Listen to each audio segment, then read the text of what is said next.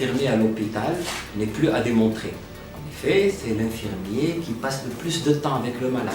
Nous, les médecins, nous faisons surtout examiner le malade, prescrire, mais en fait c'est l'infirmier qui va gérer toutes nos prescriptions, qui est à côté du malade, c'est lui qui est en contact. Et si l'on parle de l'infirmier en réanimation, son rôle est encore plus important. Parce que lui côtoie l'infirmier 24 heures sur 24, s'occupe des traitements, nettoie l'infirmier, nettoie le malade, s'occupe de la gestion du malade à part entière, gère un peu aussi les familles, et il lui arrive même de nous faire des remarques pour nous dire tel malade présente telle ou telle chose, ce qui nous permet à nous de compléter notre traitement. Donc je crois que sa présence et sa position est incontournable, c'est une pierre angulaire, en tout cas, les infirmiers, parce qu'ils font tout. La réanimation est une spécialité médicale qui prend en charge les malades les plus graves, qui présentent ou susceptibles de présenter des défaillances viscérales mettant en jeu leur pronostic vital. Donc c'est un environnement très stressant où l'infirmier se trouve face à des situations très critiques.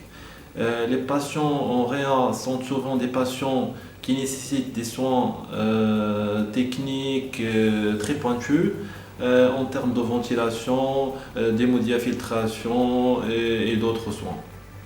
Donc l'infirmier en réa doit savoir surveiller son patient et s'adapter avec toutes les machines et les appareils comme le respirateur, les moniteurs, les pompes, etc. En collaboration avec le médecin réanimateur, l'infirmier participe et aide le médecin réanimateur bien sûr dans la pose des cathéters centraux, les draps, les sondes et tous les cathéters invasifs bien sûr.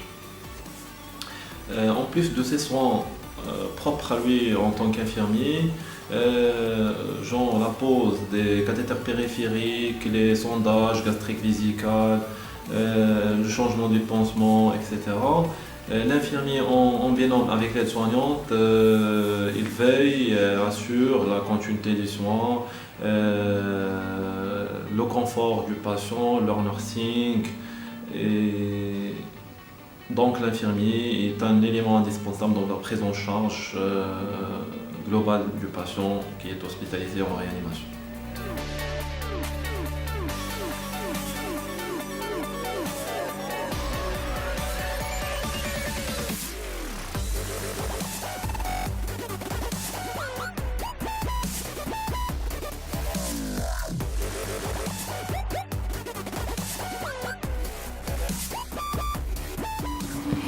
L'unité de soins intensifs cardiovasculaires est une structure dans laquelle sont pris en charge des patients qui souffrent de pathologies cardiaques ou pulmonaires graves et nécessitent des soins en urgence.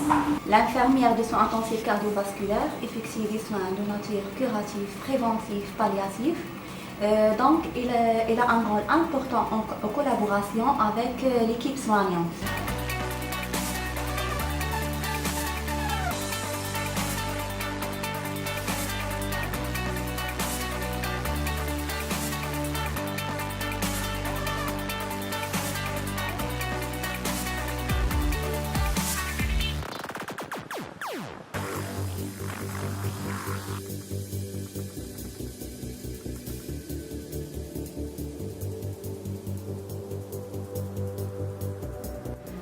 Le service de réanimation néonatale assure la prise en charge des nouveau-nés prématurés ou à terme, présente une urgence vitale dont l'étiologie peut être respiratoire, cardiaque, infectieuse et métabolique. L'infirmière en réanimation néonatale est indispensable aux soins et à la surveillance des nouveau-nés et leur prise en charge qui nécessite une vigilance continue et l'expertise technique pour assurer une meilleure prise en charge en termes de qualité de soins. Son rôle va au-delà des soins donnés aux nouveau-nés jusqu'à accompagner les parents dans le service. Sont oubliés le rôle primordial des aides-soignants dans le cadre d'hygiène. L'équipe de la réanimation néonatale a réalisé un projet concernant l'hygiène dans le service à travers des affiches et des guides d'hygiène destinés au personnel et aux parents.